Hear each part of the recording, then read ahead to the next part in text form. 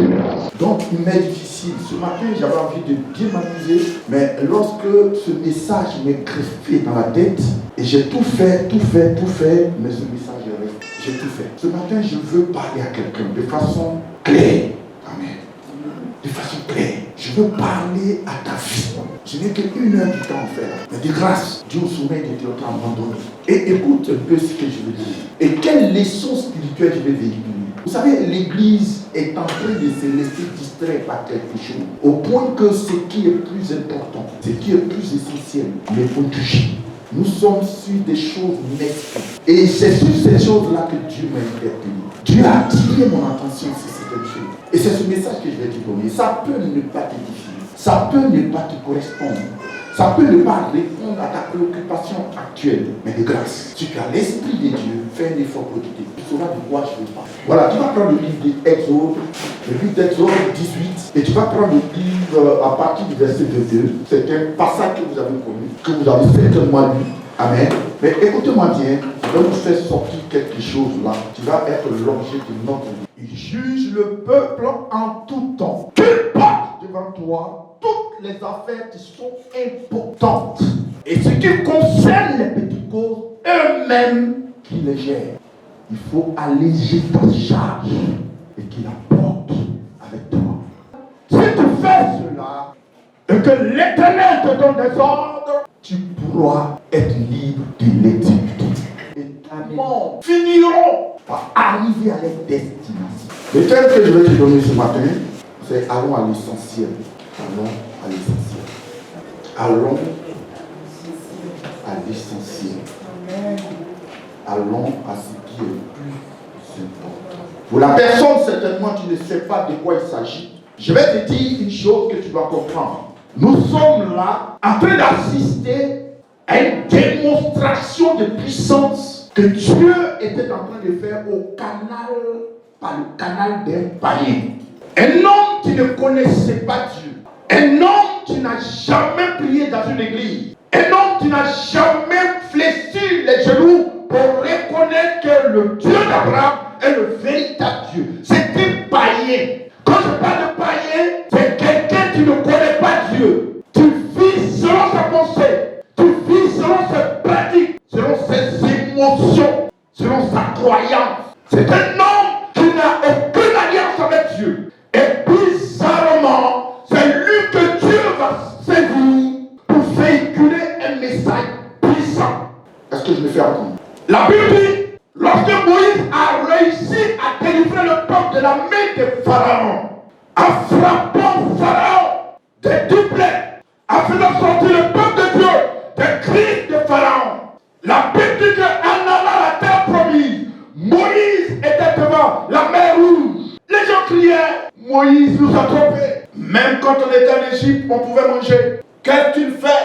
Il est venu pour nous livrer à la mer rouge. Mais c'était mal connaître quelque chose. Pourquoi? Lorsque tu es sur la puissance de Dieu, lorsque tu es sur la mission de Dieu, Dieu ne t'abandonnera pas. Dieu ne te lâchera pas. Dieu ne va pas te rejeter. Ton esprit sera avec toi. Même dans la souffrance, même dans l'humiliation, son esprit sera toujours avec toi. Que les gens veulent te traiter comme ils veulent. Ne te lamente pas de ce que les gens disent. La seule préoccupation qui doit t'animer, c'est de savoir si Dieu est avec toi ou bien l'action que tu es en train de poser va dans la volonté de Dieu. Si c'est comme ça, ma fille, mon fils, reste tranquille. Qu'ils disent ce qu'ils veulent, qu'ils bavent sur ton nom, qu'ils fassent des complots contre toi, mais tu finiras par voir la victoire. Amen. Parce que je sais une chose, Dieu veille sur ta parole, et il accomplit dans la vie de ses enfants, et il le fera pour toi. C'est comme ça que Dieu travaille. La Bible dit que j'étais là, Moïse regarde la mer, il dit Dieu ne peut pas me tromper, Dieu ne peut pas m'envoyer à l'abattoir. Dieu ne peut pas me livrer à mes ennemis pour que je sois égorgé comme un poulet. Mais qui es-tu? Il regarde la mer. Il lève un petit poids insignifiant. Il crie, mer, va-toi d'eau. Biblique. La mer obéit à la voix de l'eau. Oui, de Dieu. Tout obstacle devant toi va obéir à la voix que tu élèveras. Et les gens voient, c'est pas possible que tu passes dans l'eau sans être mouillé. Mais ton Dieu que tu adorais, il a fait ça. Vous croyez qu'on se lève le matin pour venir transpirer parce qu'on a envie de se faire voir? Non. Celui qu'on sait, pas n'importe qui. Si tu es devant une personne qui le connaît et tu es en train de parler de lui, tu sauras que vraiment ce monsieur-là est merveilleux. Il a fait traverser les gens. Il a fait traverser les gens dans l'eau. Ils ne sont pas mourus, ils sont passés de l'eau. Vous savez, quand Dieu vous ouvre les portes, il y a des ennemis qui veulent rentrer. Laissez-les venir. Parce qu'ils veulent participer à ton bonheur. Généralement, tu vois les choses. Quand ton bonheur arrive, tu vas voir que c'est ton ennemi qui va venir te prendre, vouloir prendre ça en possession pour dire que ouais, c'est à cause de lui que tu es devenu comme ça, mais c'est faux. C'était un truc qui était déjà prémédité. Ils ont voulu profiter du miracle que Dieu a fait au travers de Moïse en voulant traverser. Frère, il y a des choses qui t'arrivent, tu ne vas pas arriver aux autres. Il y a des choses qui arrivent aux autres, tu ne pourras pas t'arriver. La Bible dit que lorsque tes ennemis ont voulu rentrer, la mer a que toute malédiction contre toi. Oh, mets ta main sur ta tête. Tout ce qui se proclame contre toi, que la mer est engloutie au nom de Jésus-Christ de Nazareth.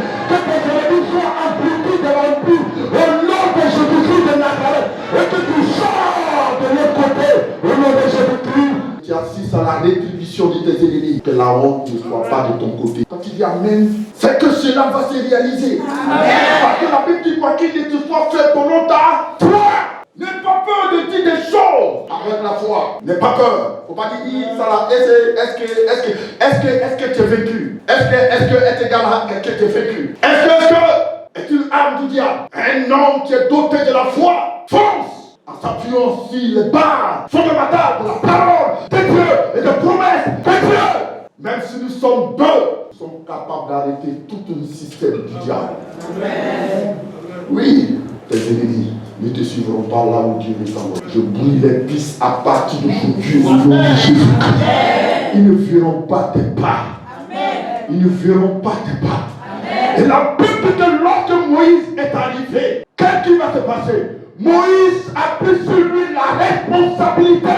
Tout Israël, Moïse s'assoit et il commence à juger les gens. Quand quelqu'un a mangé chez l'homme de l'autre, il vient voir Moïse. Celui-là, il m'a dit, il ne m'a pas salué. Il vient voir Moïse. Moïse est là, il juge. Bon, toi, pourquoi tu as dit là, celui-là? L'autre, il dit non. Moïse, lui là, il a volé mon manioc. Moïse s'assoit et il commence à juger. Lui là, il a touché à ma femme. Moïse s'assoit et commence à juger. Et pourtant, il avait quelque chose de très très important. L'importance, c'est que Moïse envoie là le peuple. Allons à l'essentiel. Allons à ce qui est plus important. Bien-aimé, au moment où Moïse était en train de faire, Dieu va se saisir de ce Jéthro. Jéthro, c'est qui? C'était le beau-père de Moïse. Le monsieur païen dans le palais, Moïse avait marié sa fille. Sa fille s'appelait Rebecca. Et donc, quand Moïse partait en Égypte, il allait confier sa femme et ses deux enfants à son beau-père. C'est pas mauvais d'envoyer tes enfants chez ton beau-père. C'est pas mauvais. Moïse l'a fait. Amen. C'est les pères aussi. Tes enfants, c'est les pères. Avant que Moïse ne parte, quand le Jéthro, le beau-père de Moïse, a su que Moïse a réussi à libérer le peuple et puis il est venu, tout le journal télévisé parlait de ça. Ça veut dire quoi? Ça veut dire que c'était un peu public. Ok? Ne dis pas que non, c'était le journal télévisé que tu connais, mais tu parlais de ça. Non, ça veut dire que c'était à la portée de tout le monde parce que Dieu allait faire de grandes choses. Donc, il va prendre les deux enfants et il va prendre la femme pour aller lui rendre vie. Et quand Moïse a vu sa femme, il était content. Il a vu ses deux enfants, il était content. Moïse avait asseoir son beau-père. C'était une occasion de lui annoncer, de nous annoncer devant lui. Il a dit, regarde, je sais que toi tu ne connais pas Dieu, mais ce que Dieu a fait là, est-ce que tu as entendu? Le monsieur dit, ouais, c'est vrai, tu as entendu votre Dieu là, on dirait que c'est le vrai Dieu. Frère, il y a eu des moments où il faut dire l'évangile à celui qui est auprès de Dieu. Ce jour-là était un jour exceptionnel pour qu'il a fait. Le païen là, il a répondu vraiment, Moïse, c'est vrai, nous on était ici, on a fait ce que tu as fait. Parce que Pharaon, on ne s'amuse pas avec lui. Mais comment tu as fait? Moïse a dit non, Dieu qui m'a envoyé, il a dit, voici ce que j'ai fait, voici ce qu'on a fait, voici ce qu'on a fait. Le monsieur était content. Et qu'est-ce qu'il va faire? L'homme qui est venu voir Moïse, c'est lui qui a offert un festin. Tes ennemis vont te donner ce que tu veux au nom de Jésus-Christ. C'est eux-mêmes qui voudront te faire cette offrande pour reconnaître que le Dieu que tu as doit être véritable. Il y a eu des temps comme ça où des gens étaient trop chauds, mais c'est par eux que Dieu est passé pour agir.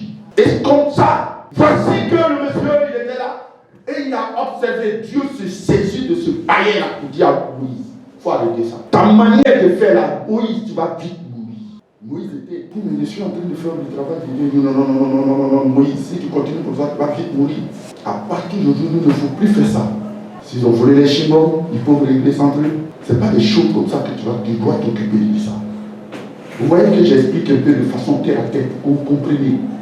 Je parle aussi au moment. Ce n'est pas toutes les plaintes des enfants que tu dois t'occuper de cela. Quand ton fils vient toujours te voir, maman, c'est vrai, on a fait ça. Tu te lèves, tu dois régler. Maman, c'est là. Ton enfant va être perdu. Tu as la plainte d'une personne, une capacité de réagir. Et tu vas se dire comme ça. La motivation personnelle peut te permettre de résoudre ce problème. Est-ce que vous comprenez? Et c'est ce qu'il a dit à Moïse. Il faut arrêter ça. C'est vrai que Dieu a utilisé la mer, il a fait des grandes choses. Mais Moïse, avec l'œil que je regarde, si tu continues comme ça, tu ne vas même pas voir long feu. Tu vas mourir. À partir d'aujourd'hui, organise-toi. Et dis au peuple, prends ce qui est important. Ce que Dieu a envoyé dans les destinées. Vous reste là, laisse-les eux-mêmes nous carrer. Eux-mêmes nous carrer régler. T'occupe plus de ça. Parce que eux-mêmes, en eux, il y a la bonne volonté pour régler, pour savoir ce qui est bon ou ce qui n'est pas bon. Amen. Plus jamais. Ne t'intéresse aux choses fictives. Ou bien les choses éphémères. Parle à l'essentiel et allons à ce qui est plus important. Et la Bible dit, Moïse était plus soulagé. Bizarrement, il n'y a plus eu de problème au niveau du peuple. Parce que toutes les petites choses, elles ont réglé sans eux. Moïse maintenant était en train de régler les choses plus importantes que Dieu est en train de dire. Dans l'orientation du peuple. Passons à ce qui est plus important. Amen. Laissons les petits trucs là, vous-même vous allez régler. Parce que vous n'êtes pas bête. Vous n'êtes pas bête. Vous avez d'abord le Saint-Esprit et vous avez un degré de compréhension et de raisonnement. Ce n'est pas tout qui doit se faire sur chair. C'est ça que je suis venu te dire. C'est de ça que je te parle. Tout ne doit pas venir de la bouche du serviteur de Dieu. Et te permettre de participer. C'est ce qu'il doit faire. Aujourd'hui, on perd le temps sur les choses. Tout le temps sur les choses mesquines. Alors que l'essentiel est là. Voyez-vous, la dernière fois, à mes heures creuses, j'ai pris le temps d'aller sur la page Facebook de l'église. Et j'ai vu la vidéo de votre papa, William Fils. Prêcher. Il faut prêcher. Il n'est pas vieux. Il n'est pas vieux. Il peut faire ce que les autres font. Il était sur la chair. Il peut aller se vaquer à ses occupations. Aller s'asseoir dans un maquis et puis jouer les bad balls. Mais il était sur la chair. Il transpirait et il était en train de vous parler. Je lisais là. Et ce qui m'a touché, il a pris une bonne partie. Il a perdu son temps sur une bonne partie de son message pour vous dire de ne pas être ingrat. J'ai pris le temps de faire. Comment je lis quelque chose, je regarde un peu l'esprit de la chose. Il voulait faire un effort pour traverser ça, mais il ne pouvait pas. Il était tout le temps resté là. Et toute la bonne partie de son message, c'était de nous dire de ne pas être ingrat. Attends, est-ce qu'il a besoin de prendre la Bible, ouvrir et te dire de ne pas être ingrat? Mais nous donnons la latitude de réfléchir que l'ingratitude n'est pas bon. Est-ce que l'homme de Dieu qui est assis là, dans sa petite action d'âge, c'est lui qui va venir te dire que l'ingratitude là, c'est pas bien? Il a pris tout le temps de son message et transpiré pour dire ne soyez pas ingrats. Quand vous faites du bien, soyez reconnaissants. Dans son message, il est en train de dire ne faites pas ça. Ne faites pas ça. C'est pas bon, Dieu n'aime pas ça. Est-ce qu'à temps normal, toi tu es assis, tu ne sais pas que être ingrat? Est-ce qu'on a besoin de prendre un dimanche, de réserver pour louer l'Éternel, pour parler des choses grandes, pour parler des choses importantes qui peuvent nous envoyer à la vie éternelle, où nous devons faire épanouir sur la terre? On est obligé d'ouvrir la Bible pour te dire que l'ingratitude n'est pas bonne. Si c'était ça, c'était pas la peine. Le seul dimanche que Dieu nous donne, où le Canadien grégorien nous a permis d'avoir pour que nous puissions adorer l'Éternel, pour que nous puissions chanter Dieu, pour que nous puissions parler des choses essentielles, des choses importantes, qui garantissent notre félicité et notre salut dans le royaume de Dieu. On vient ici, on ouvre la Bible pour vous dire, ne soyez pas des voleurs. Est-ce que toi, dans ton âme, dans ta vie, tu ne sais pas que voler n'est pas bon? Est-ce que tu as besoin d'être chrétien pour savoir que voler n'est pas bon? Tu le sais. On est obligé de rester un stade d'éducation morale à l'église. Même si l'éducation morale est incorporée dans la Bible, on ne doit pas se focaliser sur l'éducation morale dans l'église. Si ce n'était été ça, j'allais dire que la Bible a échoué. J'allais dire ça. Mais sauf que je ne crois pas. Parce que si c'était ça, j'allais dire, ce n'était pas la peine. Parce que même dans notre tradition au village, tu es doté à majeure partie par l'esprit du diable. On ne conseille jamais quelqu'un d'aller voler. Et je vais te dire une chose. Ceux-mêmes qui maltraitent les voleurs, ce sont les païens. Lève-toi, va au marché. Et puis il faut voler quelque chose. Tu vas voir ce que les païens vont te montrer. Je me demande si tu vas t'en sortir. Parce qu'ils vont te bastonner copieusement. Parce qu'ils savent que voler n'est pas bon. Ah, puis il faut être un enfant de Dieu. On va venir ouvrir la Bible un dimanche. Un dimanche où tu as besoin d'être restauré. Un dimanche où tu as besoin d'être rempli des armes spirituelles. Un dimanche où l'homme de Dieu doit monter pour te dire voici comment tu dois faire pour te parler sur terre.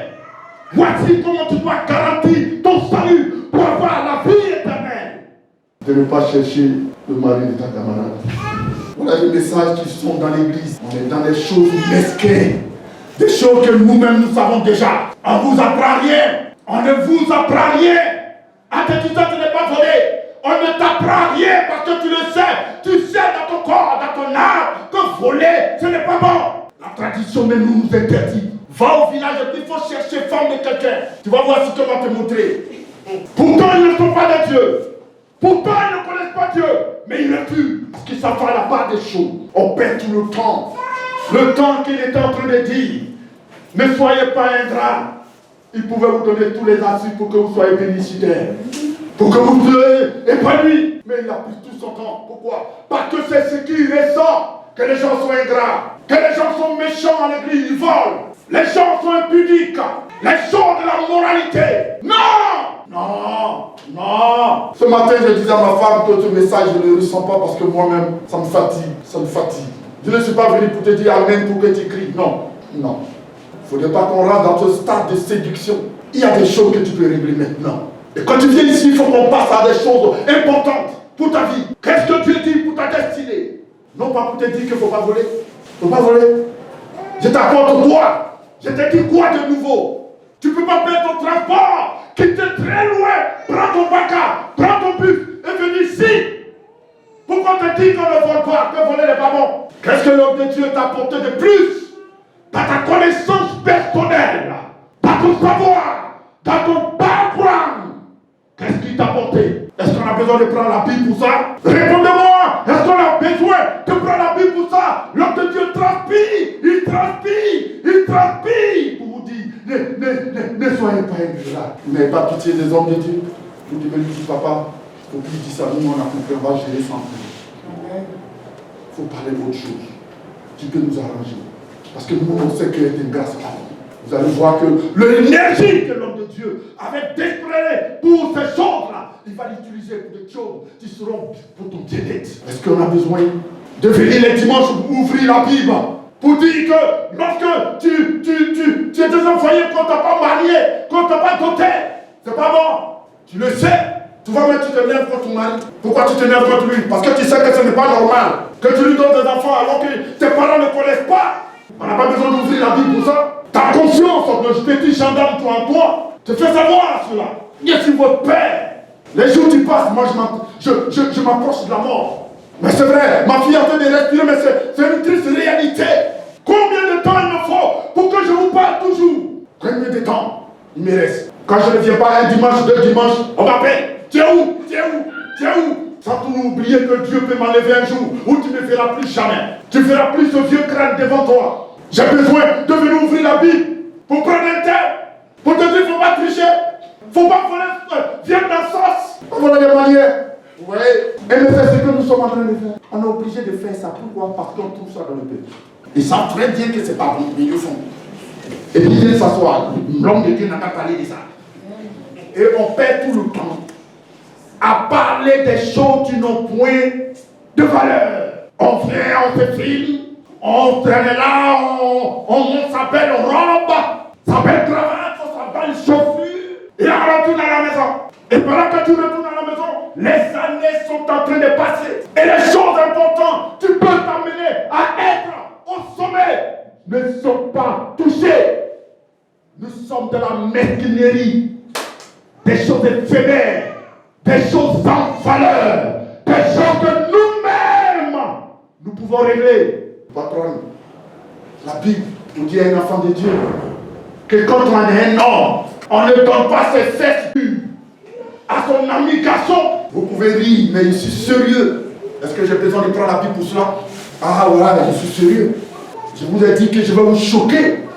Quand tu es un enfant de Dieu, est-ce que j'ai besoin d'ouvrir la Bible pour dire que quand tu es une femme, tu ne donnes pas ta partie intime à ta camarade femme pour que tu es là? J'ai besoin de prêcher pour ça. Même les animaux savent faire la différence. Je n'ai jamais vu un bœuf monter sur un autre bœuf. C'est pas possible. Aujourd'hui, tout est récurrent. À Côte d'Ivoire, même dans l'international. Vous voulez que l'église se mette là pour dire ça ne fait pas? Aujourd'hui, c'est du whoopititisme, des lesbiennes, des lélés. Ah, mais c'est de l'actualité. Qu'est-ce que l'église fait? Tu as des faits durs. Tu n'as aucune attirance pour les femmes. Mais lorsque tu vois un homme passer, tu lattes tes lèvres. Tu as un problème. Tu as un problème. Je n'ai jamais vu une poule monter sur une poule. Je n'ai jamais vu un coq monter sur un coq. Je n'ai jamais vu un bouc monter sur un bouc. Ou une chienne monter sur un chien. Une chienne. La moralité, la mentalité, le réveil des choses t'attend à fomenter nos pensées. Et nous sommes devenus plus que des animaux. C'est pas la Bible qui doit nous dire ça. Je ne parle pas de vous. Je sais que c'est filmé. À travers vous, je parle à une multitude de personnes. Et de l'élite. Que la malédiction se manifeste sur toute cette catégorie de personnes qui font le déshonneur. Même ces choses-là sont à l'église. Les pasteurs whoopi, il y en a. Ça existe. Vous voulez que je parle de ça? Mon fils, prends Deutéronome. Prends Deutéronome 18. Je parle de ça, je vais parler de ça. Que celui qui a les oreilles m'attende. Si vous voulez, portez-moi la convocation que vous voulez. Je ne me tairai pas sur ce genre de choses, de pratiques abominables. Je parlerai de cela, mon peuple. Je leur dirai qu'un homme ne va pas avec un homme. Parce que la parole de Dieu défend cela. Je leur dirai ça. Si vous avez des droits, que ça gâche que vous-même. Je m'en manque éperdument. Je suis un prédicateur de l'évangile. Je parle ce que Dieu dit. Par le consentement des pervers ou des lapés. Vous êtes vaincus au nom de Jésus-Christ. Prends Lévitique 18. On fait de base. Verset 23. Écoutez bien, prenez ça. Mettez ça quelque part, écrivez ou bien soulignez. Oui, vas-y. Lévitique 18, verset 22 à 23. Oui. Tu ne coucheras point avec un homme comme on couche avec une femme. Tu ne coucheras point avec un homme comme on couche avec une femme. Comme vous voulez qu'on part, on prenne tout ce temps pour vous prêcher. Je vais vous dire ça. Je vous dis. La Bible dit quoi? Tu ne coucheras point avec un homme comme on couche avec une femme. C'est une abomination. C'est une abomination. Une abomination. Une chose de Dieu en horreur. Quand Dieu voit ça, il vomit. Ça le mène à tout son état. Il déteste ça. Bien-aimé,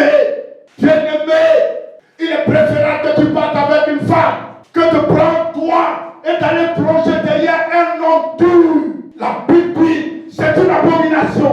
C'est un déchet devant Dieu. C'est un WC public. C'est une chose que Dieu ne supporte pas. Si tu as l'intention de faire ta chose, je m'avais dit, détrompe-toi le plus rapidement possible. Continue mon fils, fais vite. Tu ne coucheras point avec une bête. La Bible dit, tu ne coucheras point avec une bête. Ou se souiller avec elle.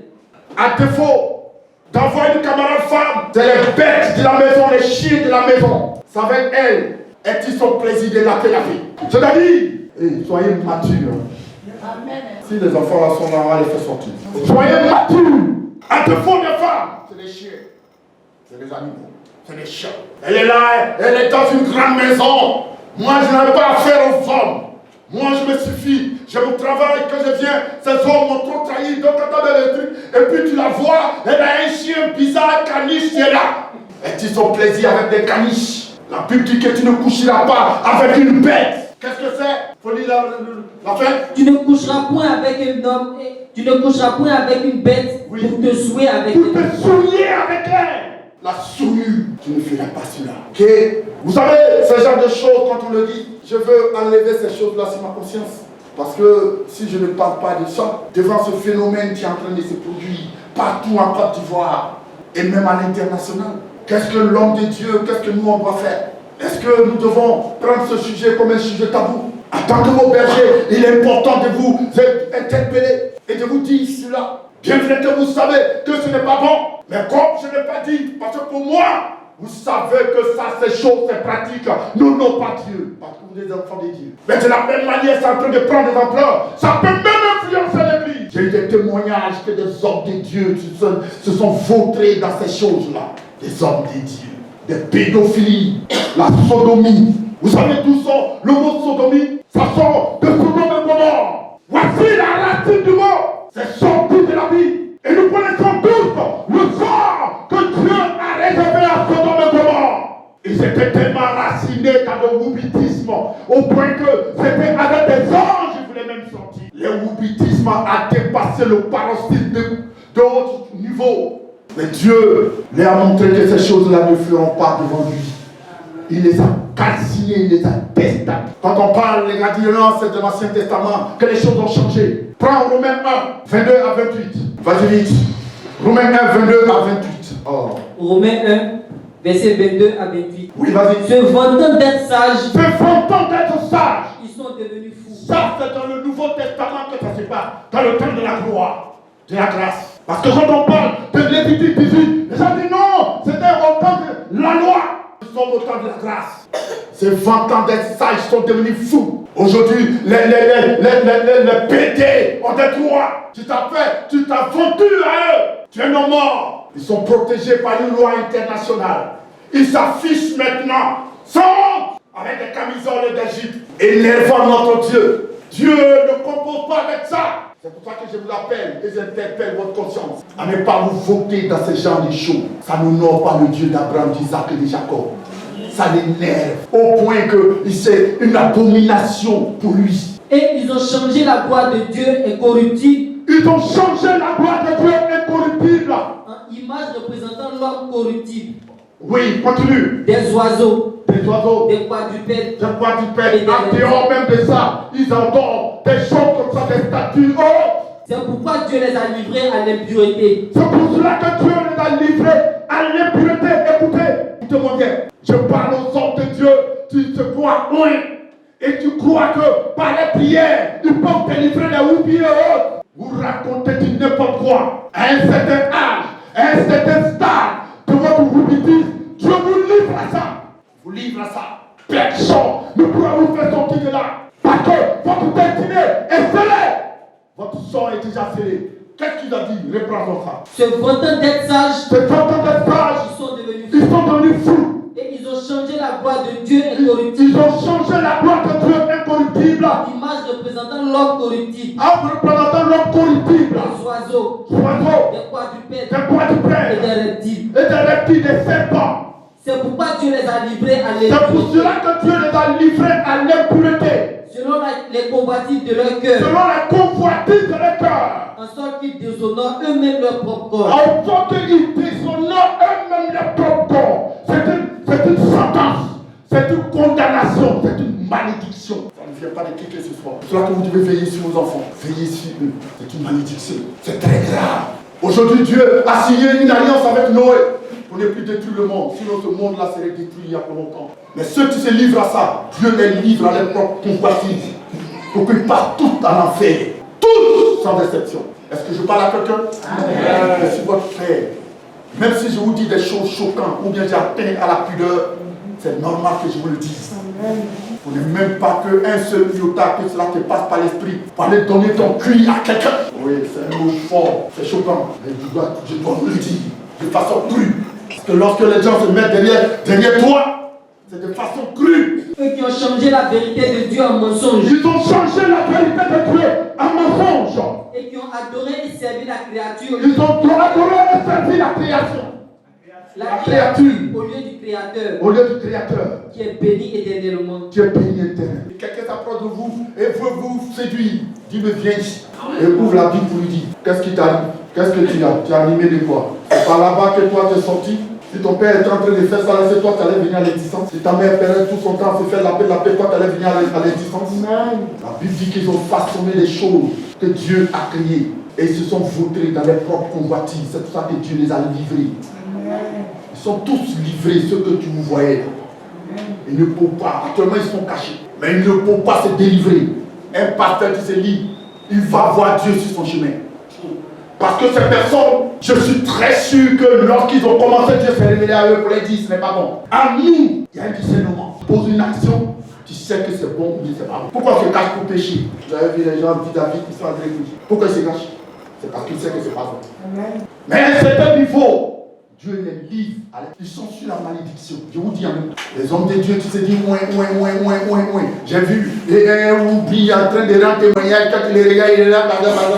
J'ai dit, écoutez, ne composez pas avec ce genre de personnes. Je vous dis la vérité.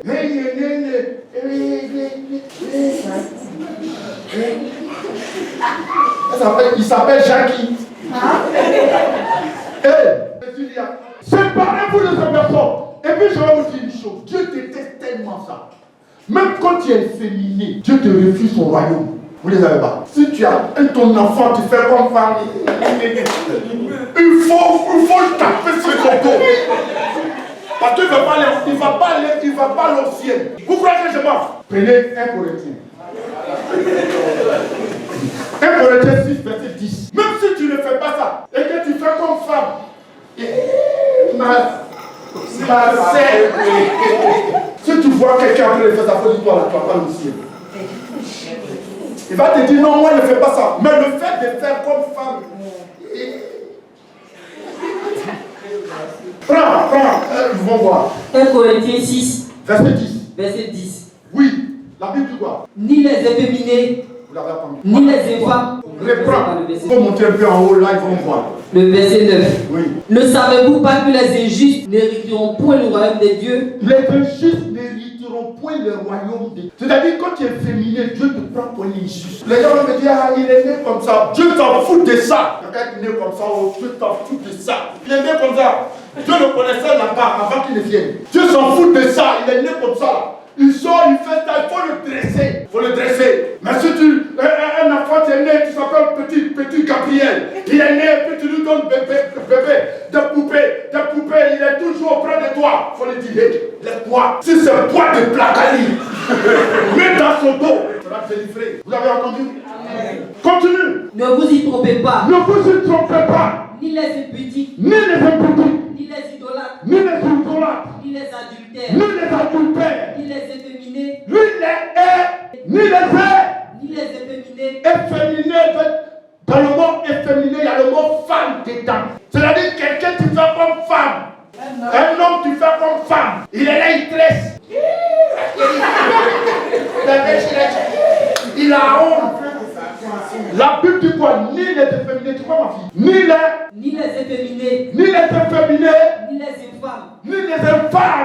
ni les voleurs, ni les cupides, ni les ivrognes, ni les outrageux, ni les ravisseurs, hériteront le royaume de Dieu. Il ne faut pas rentrer au ciel. C'est clair et net. Il n'y a pas de négociation. Vous l'avez vu? Dieu ne s'amuse même pas avec sa main. Ça le met tellement dans son état. Même le fait de faire comme femme, tu n'iras pas dans son royaume. À plus forte raison d'aller dans ton vilain cul aux gens. Je suis venu vous dire. Amen. Je suis venu vous dire. Vous voyez, on est dans des choses comme ça éphémères, des choses que nous-mêmes pouvons répéter. Des choses que nous pouvons répéter. Sors avec tous les stars. C'est service ça. Et généralement, ces personnes-là sont affiliées à des sectes pernicieuses. Et ils font des choses infames. C'est ce que la Bible dit. des choses qui ne sont pas honnêtes, des choses contre sens. Aujourd'hui, la prison, et pas mal de choses sont en train de sortir. On ne va pas perdre tout le temps. Toi, un enfant de Dieu, on ne va pas perdre tout le temps à chasser ton démon. Regardez souvent, quand l'homme de Dieu a fait de là le ministère, il est obligé de passer tout le temps. Si quelqu'un, alors que les autres sont là arrêtés, ils attendent l'homme de Dieu parce qu'il y a un possédé qui est là, ça fait près de 5 ans, on chasse ton démon. Vous trouvez ça normal? Le temps va finir, l'heure est déjà arrivée. Il n'a rien dit devant. Pourquoi? Parce qu'il ne peut pas laisser un démon dans la vie d'une personne qui est en train de souffrir. On chasse son démon ce dimanche, le dimanche prochain on chasse après son démon. Alors qu'il sait personnellement que c'est lui-même par le péché nourrit son démon. On chasse aujourd'hui, le soir, il lui donne rendez-vous à ce démon, viens que je te nourrisse. Par le péché. Les démons se sentent trop à l'aise. Arrivé un moment, le démon va l'interdire de venir à l'église. Et tu vas voir que la personne va disparaître. Et on a tout prêt. L'homme de Dieu va se mettre là, sors. Vous n'avez pas pitié des hommes de Dieu. Alors que toi tu es là, tu sais très bien ce que tu fais. Tu sais qu'en faisant ça, ça nourrit le démon. Et le démon est à l'aise pour venir s'installer. Il y a des péchés quand on fait, notre vie est livrée au danger. Tu es dans des situations difficiles tous les jours. Pourquoi cela se fasse? Pourquoi cela se fait? Pourquoi toujours c'est toi qui es dans des situations compliquées? Pourquoi?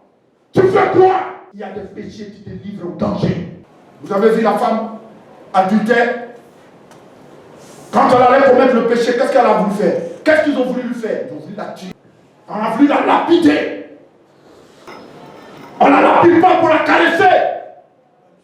C'est pour lui ôter la vie. Il y a des péchés que tu fais, il faut arrêter. Toi-même, tu sais que ce n'est pas bon. On n'a pas besoin d'ouvrir la Bible pour te dire, il faut arrêter ça. Toi-même, en âme et conscience, tu sais que ce que tu fais, ce n'est pas bon. Tu le sais.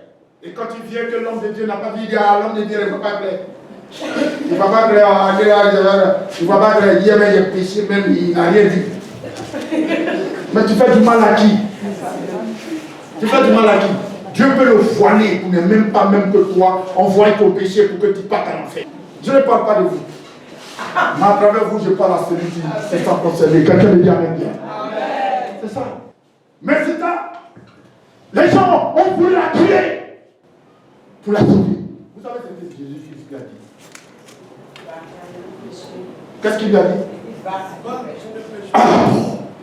Va et ne pêche plus. Parce que Jésus sait qu'elle allait mourir dans ça. Voilà ce que j'avais à vous. Gloire à Dieu. Vraiment, bien aimé, une chose à retenir. C'est que la parole de Dieu n'est pas venue pour statuer uniquement sur des choses que nous connaissons déjà. Des choses que nous connaissons déjà, que nous pouvons régler en interne. Faisons une révision de notre vie et lâchons ce qui n'est pas bon. Pour que l'homme de Dieu ait le temps de vous parler des choses plus importantes. Des choses plus importantes. Allons-y à l'essentiel. Allons-y à ce qui est plus important. Privilégions ce qui entre dans la gloire de Dieu.